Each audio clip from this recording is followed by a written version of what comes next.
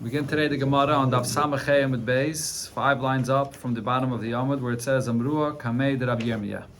So the Gemara here is discussing the halacha regarding the Chata Sa'if. So we brought before that by the Chata Sa'if, you're not supposed to separate the head of the bird from the body. The Tana of the Mishnah said that if you separate them, then it becomes possible. However, Rabbi Elazar ben Rab Shimon said in the Braisa that even if you did separate the head from the body by the Chata Sa'if, it remains kosher. And the Gemara here on Daf Samachay brought a few explanations for this machlekes.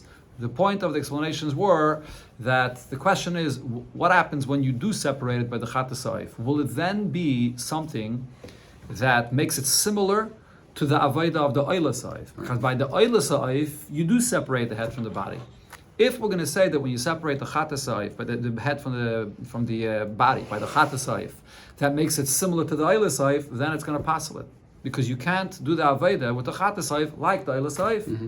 But if when you separate the head from the body, it will not make it similar enough to the Oila Sa'if to be like the Oila Sa'if, so then it's not exactly what you were supposed to do, but it's not going to passel it. That was the explanation. And the Gemara brought various different ways how to approach this, but that was the point of the explanation that the Gemara explained till here. But by the behemoth, it doesn't make a difference. Behemoth is a different story, yeah. That's a different story. Connection. No connection here, yeah. This is all discussing by the bird. Okay, so now the Gemara brings what Rabbi Yirmiyah said about this opinion of Rabbi Elazar ben Rab Shimon.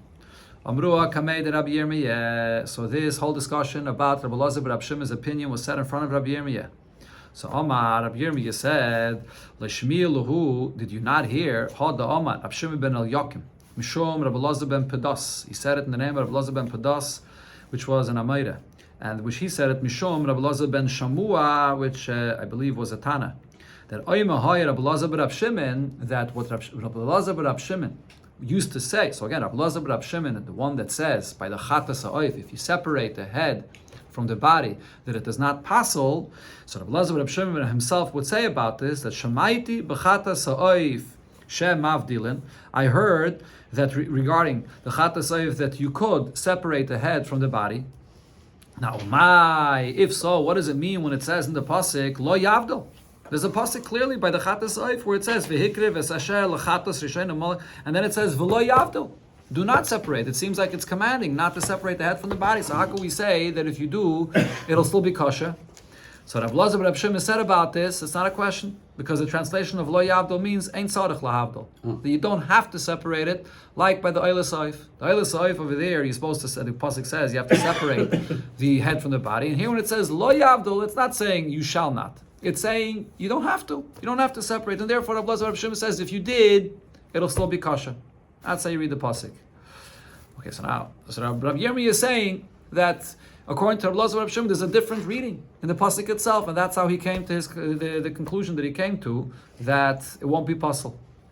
Now the Gemara asks on this: is this really true? Could you translate a pasuk where it says lo yavdol, that it's not saying you shall not, but it's saying that you don't have to?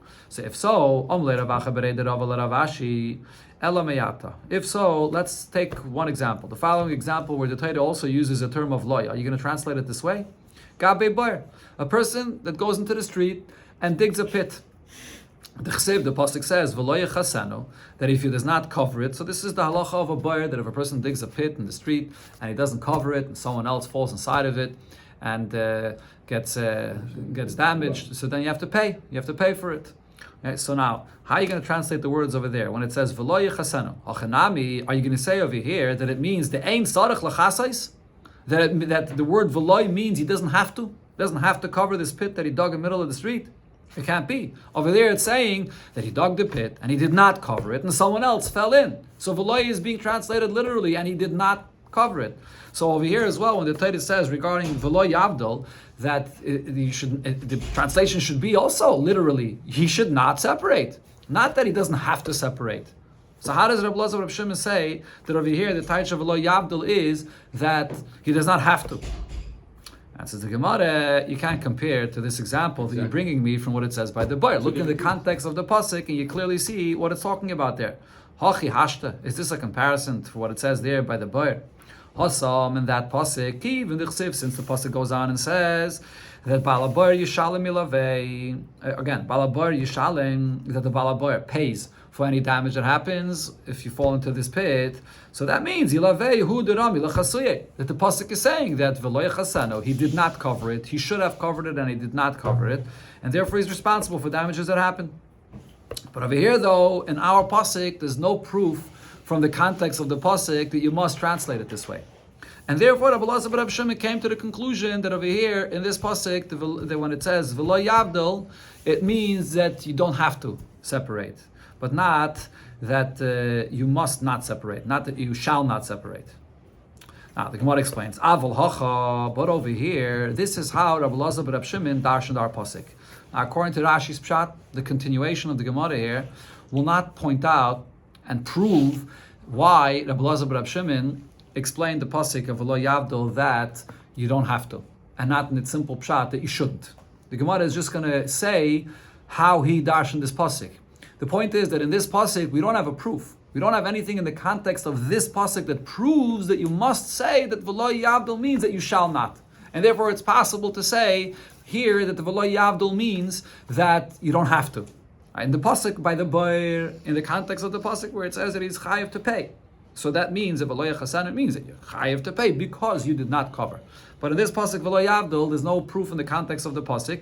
You could translate it as meaning that you shall not separate the head from the body. You could also translate it to mean that you don't have to separate, and therefore over here, Rabbi Elazar Rabbi Shimon translated it as that you don't have to separate. And the Gemara explains how he darshan this. Aval hacha, but over here, mechti, let's see, Ksiv, the pasuk says regarding the oila, v'hikrivai. By the carbon oila, there the pasuk says that you should bring it as a carbon. This is the pasuk where it says by the oila regarding the head of the bird of the oila, v'hikrivai, that you bring it. Now, this term, v'hikrivai, is a certain exclusion, because it doesn't say v'hikriv. It says v'hikrivai, that you bring it. So, what is it coming to exclude? It's coming to say, cholak hakosov ben chata sa'oif la'oila sa'oif. It's coming to make the distinction between the chata sa'oif and the oila sa'oif, to say that by the oila sa'oif, only here do you bring the bird, and you makriv on the mizbeach. How? And you must separate the head from the body. The head separately. Here's the mitzvah, v'hikrivai, the head, and then there's another pasuk that it says v'hikriv, that you're makriv the body separately. So this term v'hikrivai, according to Rabbi Elazar Rabbi Shimon, is the source for the fact that we say that only by the oila sa'if is it a mitzvah to be makriv the head separately and the body separately. The Rashi here points out that the emes is that the Gemara before here in Daf Samachei brought a different source for this, that by the oila you bring the head and the body separated from each other, and you learned it out. The Gemara before learned it out from this, that it says the lashon malak and then the hikter, that just like you learn out malak and the hikter, that it has to be separated, just like by the vehikter. The pasuk clearly says that you have to separate, that you have to be makter, burn on the mizbeach, the body and the head separately. So too that by the malika you have to separate them. That's the drasha the Gemara brought before. But Rabbi Elazar Rabbi Shimon doesn't hold to that, because Rashi brings from the Gemara in Chulin that Rabbi Elazar Rabbi Shimon holds that when you separate, you don't have to actually cut completely both of the pipes, the kana and the veshet. You only have to cut the majority of them. So you can't say that Rabbi Elazar Rabbi Shimon learns this point out from what it says by vehikter, when you bring it on the mizbeach. Because when you bring it on the mizbeach, there it's completely separate, the head from the body. So Rabbi Elazar Rabbi Shimon's source that by the oila, the milika has to be done in an oifen where you separate the head from the body, is learned from this that the Gemara is bringing right here, because it says v'krivoi, and that's telling me that there's a distinction between the oila and the chatas, that only the oila is done this way and not the chatas ha'oif. And what is the distinction? But by the chatas ha'oif you don't sever the head from the body, and by the oila ha'oif there's a mitzvah to sever the head of the body. Okay, so now based on this, the Gemara says, if so, lo yavdul lomali. What is the meaning of lo yavdil? This is how Rashi teaches the Gemara. The lashon of the Gemara is not so simply understood. The term lo yavdil lamali does not, according to Rashi, mean that the Gemara is asking, what do I need the lo yavdil for?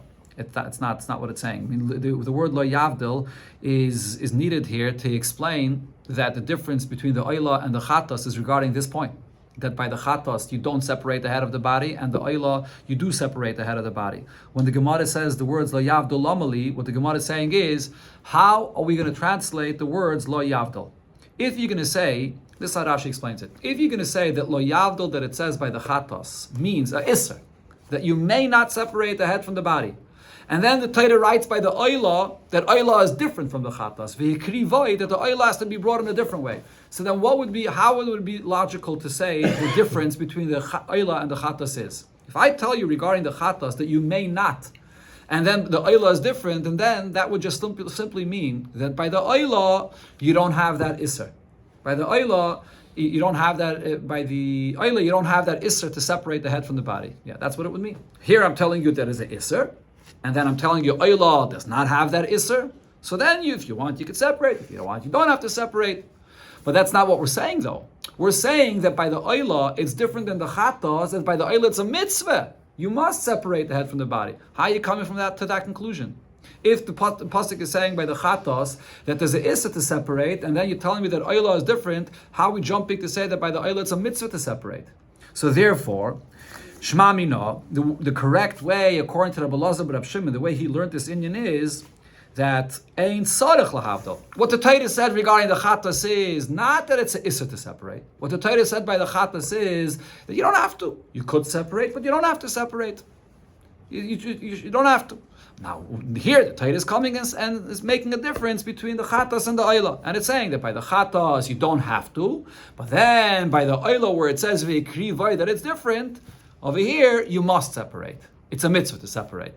So this is how Rabbi Elazar Rab Shimon learned these two psukim. The problem is the chatas looks like an oila now. What's No. distinguishing both of them? Because if you separate both of them. So the Gemara, that point, the Gemara already explained before. The Gemara is not getting back into that. Okay. That point, the Gemara already explained before. 3 different reasons why, according to Rabbi Elazar Rab Shimon, it won't look like an oila when you separate the head from the body by the chatas. But as far as the pshat of the pasuk is concerned, the Gemara here is explaining, and as I said before, according to Rashi, the Gemara here is not proving. The Gemara is not explaining a proof how, according to Rabbi Elazar Rab Shimon, this pasuk of lo yavdil is translated as that you don't have to, as opposed to translating it, you shall not. The Gemara is not proving it. The Gemara is just explaining that there's no proof in the context of the pasuk here. And therefore, according to Rabbi Elazar Rab Shimon, by the oila, the Torah is telling me the halacha of lo yavdil. So over there, the Torah is saying, or by the chatos, by the chatos, the Torah is saying lo yavdil. It means that you don't have to separate, and therefore, then when you come to the oila, and the Torah says v'yikrivoi, over here, I go a step up, and I say that you must separate, that it's a mitzvah to separate. But if I would say that lo yavdil means that it's an issa to separate, and then I would say oila is different, then that all that would mean is that by oila you don't have an issa. So where would be the source that by the oila it's a mitzvah to separate? So Rabbi Elazar Rab Shimon says that therefore you must say that by lo yavdil it's saying that you don't have to, and then by oila it's saying you do have to. It is a mitzvah. That's how he translates these two psukim. Okay, going to the next part of the Mishnah, mitzvah dam aguf. It says in the Mishnah that now there's by the oila sa'oif, there's the head and there's the body of the bird, and you're supposed to squeeze out the blood of both of them on the mizbeach. If you squeeze out only the body and not the head, then it'll be kosher. And if you squeeze out only the head and not the body, it won't be kosher. Tana Rabbanon, so we're going to Braisa, the source of this, the pasuk says the word oila by the oila sa'if, which is an extra word. Lashon the pasuk over there is that Hashar le'esh oilahu isharech nechach Hashem. So when it says oilahu, these words are extra. So what is that extra word oila teaching me? That afal pisha mitzadam agof, even if you only squeezed out the blood of the body, v'loy mitzadam areish, you did not squeeze out the blood of the head, that it'll still be kosher. That extra word is oila, saying it's oila. It's good. It's still an oila, even if you didn't squeeze out the head, the blood of the head. Yachol, I would think that the same should be in the opposite. The Bachir adds, Afal pisha mitzadama reish, v'loy mitzadama gof. If you squeezed out the blood of the head and not the blood of the body, it should also be okay.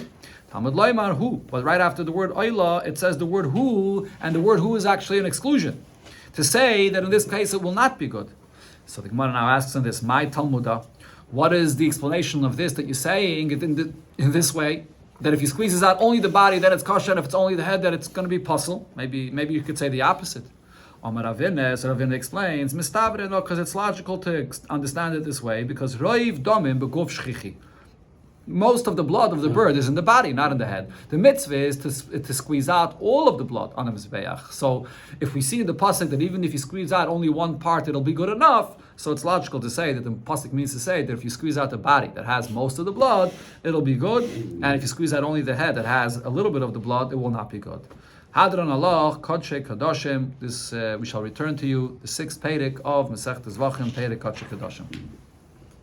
We continue the next Perek, which continues on the same theme regarding the halachis of the birds that are brought as a carbon, the Chata Saif and the Eila Saif. And this Mishnah will discuss primarily the halachis. It's similar to what we learned earlier in the Masechta regarding the behemah, when you bring a carbon and you don't have the right machshava in the carbon, or certain details of the Aveda is not done right. So how this applies also regarding the birds. We had already some of the details mentioned before, and here the Mishnah continues on this theme.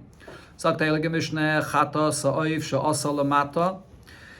sa'if, that the Aveda of it was done on the below on the ground, by the lower half of the Mizbeach, and it was done properly, kemaisa chatas, with all the details of how chatas has to be brought for the bird, and also l'shem chatas, with the right kavana, that it's for the sake of a chatas, ksheira, it'll be kosher.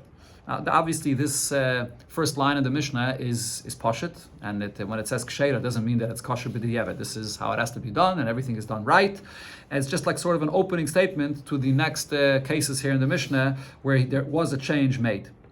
If it was done, how? Kamaisa chatas. He did all the details of this bird for the chatas, for the details, how it has to be done, was done right, like a chatas, but l'shem ayla, for an ayla. He has in mind that the machshav is for the sake of an ayla. Or the opposite. Kamaisa ayla, he changed something in the aveda of the chatas that it should be like an ayla, and the Gemara is going to explain what this is referring to. But l'shem chatas, he did it for the sake of the chatas. So in both of these cases, or a third case actually, where he did both wrong. K'mai sa'ila, there was something in the Aveda that was done different than the chatas. It was done like the Ayla, and also l'shem Ayla, also for the sake of the Ayla. So in all these three cases, psula, it'll be possible. So the first case where it was l'shem Ayla, this is what's unique about a carbon chatas, as we learned in the Masechta before, regarding a behemah, that by the carbon chatas, if you bring it shaloi l'shma, meaning you're thinking for a different carbon, it passes the entire carbon. The same as by a bird. A chatas, ha'oif, when you're thinking l'shem ayla, it passes the whole carbon. Now, asa l'mayla, kemaisa kulan, if you brought the chatas ha'oif, and you went on top of the mizbeach, and you brought it there on top of the mizbeach, even if you did it kemaisa kulan, meaning that he did all the details how a chatas has to be brought, but he's in the wrong place though. He's standing on top of the mizbeach with it. So that itself will also passel. Psula, it will be passel. This is all regarding the Chata Saif. Now, similar regarding the Eila Saif. Eila Saif, Shasalamayla, Kamai Saila, the Eila Saif, he made it in the right, he did Aved in the right location, above, on the top of the Mizbeach, and he did it Kamai Saila, all the details of the Eila, and L'Shem Eila, for the sake of the Eila, Ksheira. So this is done right, and it's kosher. However, if it was done Kamai Saila, yes, he did Aved like the Eila, but L'Shem Chatas. But he had in mind that it's being done for the sake of a Chatas. Ksheira, so by the Eila, it will be kosher. Just like we learned earlier in the Masechta regarding the animal, that by an oila, if you bring it shalei lishma, the carbon itself is still kosher, but it will be vat shalei also labayla. However, for the obligation that the owner had to bring the carbon, he's not yetze his obligation of bringing the carbon when it's brought shalei lishma. Now, kemaisa chatas, if he does for this oila saif, something in the aveda like a chatas l'shem oila, but it's brought for the right kavana, for the sake of an oila, or the opposite, kemaisa chatas, or not the opposite. Sorry, he brings it. He does everything wrong. That is, kemaisa chatas. He does a detail in the aveda like the chatas and l'shem chatas, and he's bringing it for the sake of the chatas. Psula. So then this passes the carbon of the oila saif. Asa lamato kemaisa kulan, and it's similar here. If he does the oila saif in the wrong location, instead of it being done on top of the mizbeach, he does it on the bottom.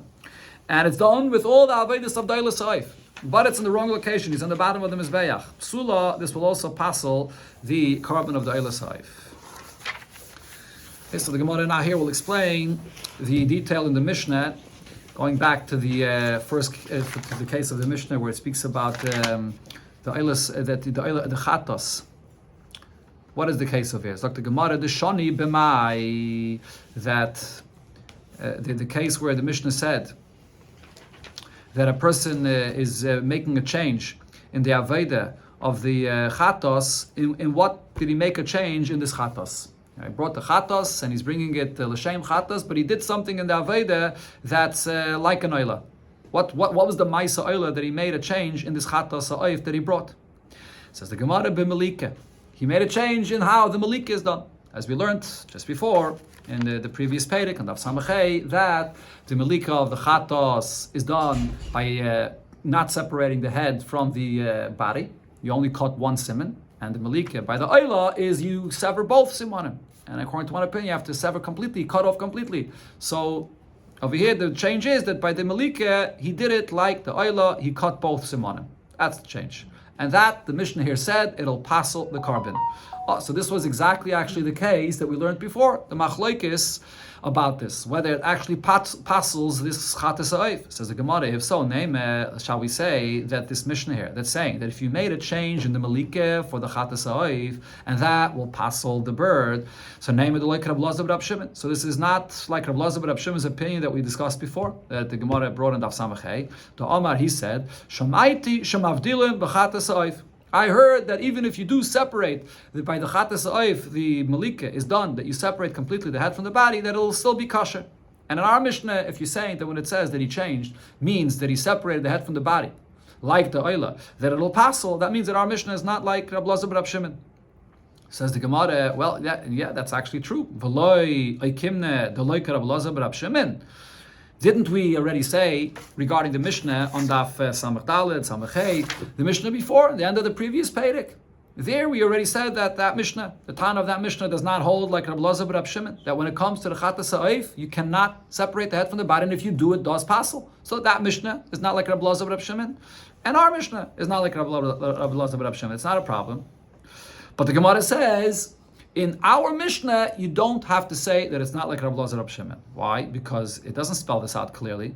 I can say, what does our Mishnah mean when it says that you brought the chatas ha'oif and you changed something? You did something like the oila ha'oif. It doesn't have to mean regarding the malika, where there's this machlokes between the Tana of our Mishnah before and Rab Elazar Rab Shimon. I can tell you, loy, over here, the change is something else. The shani b'hazah.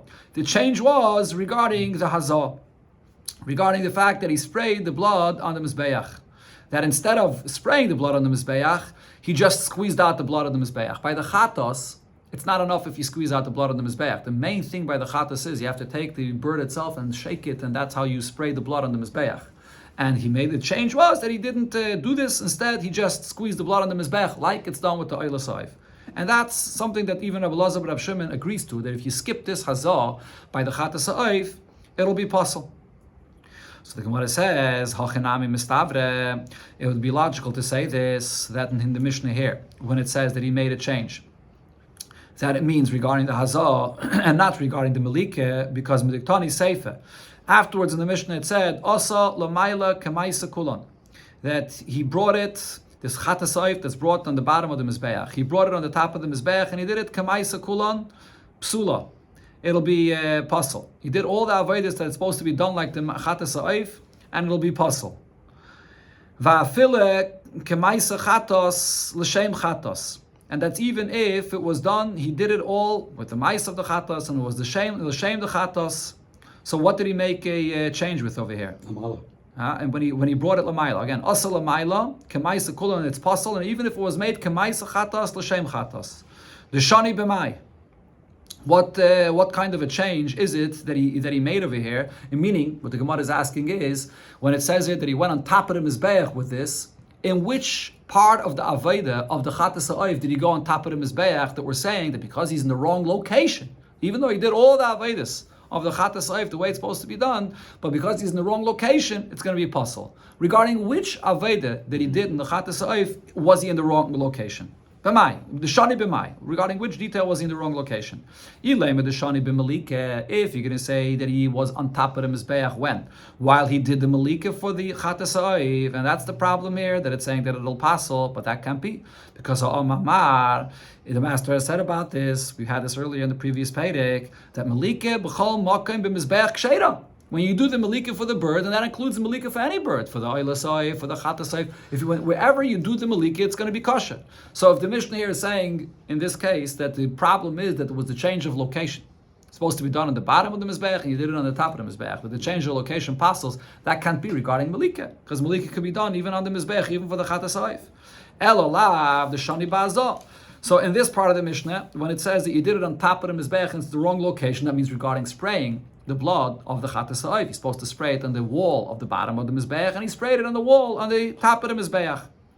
So the Sefer B'Hazah, just like the Sefer of the Mishnah, when it talks about the change in location, it's referring to the change only regarding Hazah and not regarding Malika. Reisha Nami B'Hazah. So in the Reisha also, when it says that you brought the Chatas and you changed it to be like the Oila, it doesn't mean the change regarding the Malika, but it means a change regarding the Hazah, that he didn't do the Hazah the way it's supposed to be done. Says the Gemara, no, there's no proof from the Sefer of the Mishnah. Midi, here you are you proving to me from the Sefer of the Mishnah what the case of the Reisha of the Mishnah is talking about? Ha Kedisa and Va Kedisa. In each case of the Mishnah, it's according to the context of what it's talking about there. In the Sefer of the Mishnah, since it's talking only about a change of location, so that applies only to Hazah. Because regarding a change in the location, when you do the Malika, that doesn't passel. But in the Reisha of the Mishnah, when it says that he made a change in the Chatas, in the Avodah of the Chatas itself, the Chatas Ha'oif, like the Oila Ha'oif, what's the change? The change is also regarding the Malika. Just like we saw that the previous Mishnah, the Tana said that when you do the Malika of the Chatas, like the Oila, it passels it, which means that you separated the head all the way, you cut both simanim, it passels it. So too over here in this Mishnah, when it says that he made a change for the Chatas and he did it like the Oila, it's referring to the Malika, that it will passel it. So that's the first case of the Mishnah. It is a change in the Malika, and it's not like Rabbi Elazar but Rabbi Shimon, like we explained already in the end of the previous Perek. Okay, that's the first part of the Mishnah. Now, Oila Sa'if Chulu, going to the next case of the Mishnah when it spoke about the Oila Sa'if, and then the Mishnah said that he brought the Oila Sa'if and he made a change in the Oila Sa'if that he did it like the Chatas. Says the Gemara, the Shani B'mai. What exactly was the change that he made with this Oila Sa'if that it says here that he did like a Maisa Chatas? What exactly was the change that he did the Oila Sa'if like the Chatas? Ilem, if you're going to say the Shani B'Malika, that the change was also regarding Malika, that the Oila Sa'if, the way the Malika is supposed to be done is that he cuts both simanim and he separates the head completely, and he did not do the Malika that way. He only he only cut one siman. That was the change. But that can't be, because now if you look at the next Mishnah, so then it's not mistaver that this is what we're talking about over here. Why? Because Midiktani Seif, what does it say right here in the next Mishnah? If you look right here further on in the Amud, in the next Mishnah, the first case it says there that Kulan, all of these cases that we're talking about over here, regarding the changes that were made in the Avodah that was done with the Chatas Ha'oif or the Oila Sa'if. In all these cases, the next Mishnah goes on to say, Ein metamim bebeis habliya. If you put that bird, any meat of that bird inside your throat, you will not become tameh. Usually, the halacha is if you take a nevela from a bird that wasn't shechted properly and it's inside your throat, it makes you tameh. So over here, when you do malika, it's not a shchita. But you do the malika, if the malika is done properly, obviously it's not a nevela, it can't make you tameh. But over here, what the next Mishnah is saying is, even if it was done in a puzzle way, but it still will not make you tameh if you put it in your beis habliya. And then it also says, umayilin behen, that the halacha of me'ila will still apply over here. Okay, so now, when it says over here, this is the first part of the next Mishnah, that it says that the halacha of me'ila will still apply regarding the bird.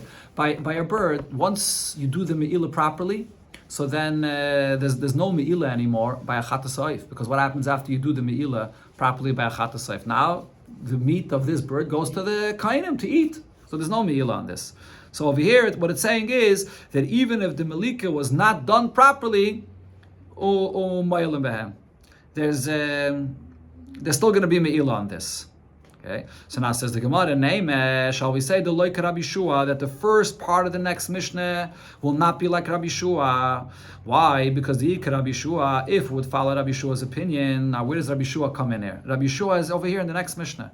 In the next case afterwards, in the next Mishnah, Rabbi Shua argues and says that Rabbi Shua says, Ein Mayalin, that in a case where the only thing that was done wrong with this bird is that the malika was not done right. So, for example, the malika of the Oila Sa'if was not done like the Oila, that it should be separated completely, but the malika was done like the Chatas, where you cut only one siman and not another siman.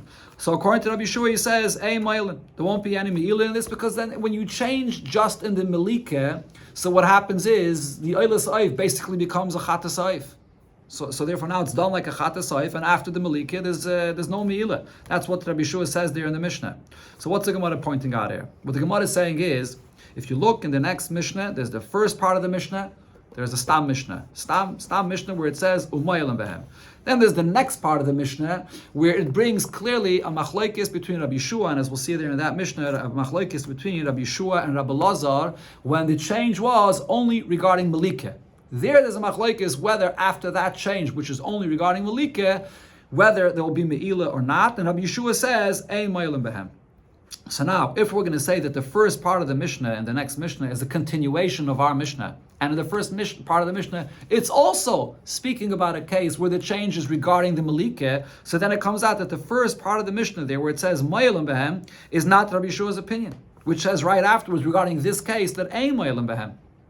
So now Rashi explains that the Gemara is not comfortable with saying that the beginning of the next Mishnah is going to be according to Rabbi Lazar and not according to Rabbi Yeshua, because we don't paskin like Rabbi Lazar, or it should be it's Rabbi Lazar, it's Rabbi Eliezer. It's Rabbi Eliezer. Why not? Why don't we paskin like Rabbi Eliezer? Rabbi Eliezer in Shas, he was from Talmidei Beis Shammai, and we don't paskin like Beis Shammai, so we don't paskin like Rabbi Eliezer. According to the pshat that we're saying here, that in our Mishnah it's talking about when the change was in Malika. And the first part of the next Mishnah is also going to be talking about when there's only a change in the Malika. And over there, the Mishnah is saying that there will be Me'ilah. That could be only according to the shit of Rabbi Eliezer, as you see in the continuation of the next Mishnah. Well, it's hard to understand this maybe completely. You have to see the next Mishnah. But it'll come out that it's only according to Rabbi Eliezer, and that's a problem. It can't be only according, it doesn't make sense that it would be only according to Rabbi Eliezer. Therefore, the Gemara says, Ve'elo b'mitzui. So therefore, what's the pshat in our Mishnah? When it says that by the Oilus Ha'if he made a change and he did it like the Chatos, it's not talking about the Malika. It's talking about he made a change regarding the Mitzui, regarding the squeezing out of the blood, that he did not squeeze out the blood the way it has to be done by Oilus Ha'if. And over there, when the next Mishnah continues and says, Ma'ilim Behem, it's talking about this case where there was a change in the Mitzui, because the Aveda with the Mitzui was not done properly, so therefore there's still going to be Me'ilah with this bird. And that Rabbi Yeshua doesn't argue on that, and therefore it's not that Mishnah could be even according to Rabbi Yeshua. So now, what does it come out over here? Says the Gemara. If so, a Meseifa. As I mentioned in the next Mishnah, there's the first case where everybody agrees, and then there's afterwards the Mishnah brings a machlokes between Rabbi Yeshua and Rabbi Eliezer, and there the Mishnah brings oilas ha'if shasalamato kemaisa chatos l'shem chatos. If the oilas ha'if you did it below in the bottom part of the mizbeach, and you did it like a chatos, and you did it l'shem chatos. You did everything with the oilas ha'if like the chatos. Now, what is it talking about over there? So in that part of the Mishnah, it's talking about the Malika, that you did the Malika like the Chatos. Rabbi Eliezer says that there will be Me'ilah in it, because since it wasn't done right, it's an Oila, it's supposed to be an Oila, and you didn't do it right, so therefore there'll still be Me'ilah in this. But Rabbi Yeshua says, you took an Oila, and you basically did everything with it like a Chatos, so now it becomes a Chatos. So now it was done right like a Chatos, and therefore there's no Me'ilah in this. So that case of the Mishnah is talking about Malika. The Shani b'mai, what was the change that was made there in that case of the Mishnah? Are you going to say that the change that was made there is that he didn't squeeze out the blood properly? But then Rabbi Yeshua would not say that there's no Me'ilah. When did Rabbi Yeshua say that there'll be no Me'ilah? The Shani b'malika. Only if the change was regarding the Malika. And as I explained, because the reason is when you bring a oilas ha'if, and you change the Malika, and you do the Malika like a Chatas on the bottom of the Mizbeach, it becomes like a Chatas basically. So therefore, there's not when you're done with that, there won't be any Me'ilah. The Mitzvah Miyomar. But if you make a change in the Mitzvah, that you don't squeeze it out the way it's supposed to be done, over there, even according to Rabbi Yeshua, there will still be Me'ilah. It wasn't done properly. So therefore, now it comes out. So for Ela Malika, that case where there's a machlokes in the next Mishnah between Rabbi Yeshua and Rabbi Eliezer, that's talking about Malika. So if so, what happens here? Reisha v'seifa b'Malika. According to what the Gemara explained there, it comes out that the Reisha of our Mishnah, of the first Mishnah of this Perek, as the Gemara concluded before, that it's not like Rabbi Elazar but Rabbi Shimon. The first case of our Mishnah, when it spoke about the Chatos, and he made a change in the Chatos to do it like the Oila. What was the change regarding what? The change was regarding the Malika. And so to the Seifa of the next Mishnah, where it brings a machlokes between Rabbi Yeshua and Rabbi Elazar, there the change was also regarding Malika, and umitziyas b'mitzui. And then the middle case, where it speaks about the oilas ha'if, and he made a change in the oilas ha'if to do it like a chatas. What was the change? The change was only regarding the mitzui. So it comes out that the Reisha and the Sefer are speaking about a change regarding the Malika, and the middle case is speaking about a change regarding the Mitzvah. So why is the Mishnah saying it this way? That it doesn't even spell out. Yeah? And in the middle case, it's different than the case before and the case after. So the Gemara says, yes, this is actually what it is. Reisha v'Sefer b'Malika, the first case of our Mishnah, and the end of, or the second case in the next Mishnah is speaking about a change in the Malika, but u'Mitziyasa b'Mitzvah. And the middle case is speaking about where the change was only regarding the Mitzvah. That's what it is. Okay, like I said, it's a little bit hard to understand the point that the Gemara is saying here, and Rashi explains it, but the main Inyan we'll understand when we learn the next Mishnah. The next Mishnah goes all the way down to the next Talmud, tomorrow we'll learn the next Mishnah, we'll see all the details clearly.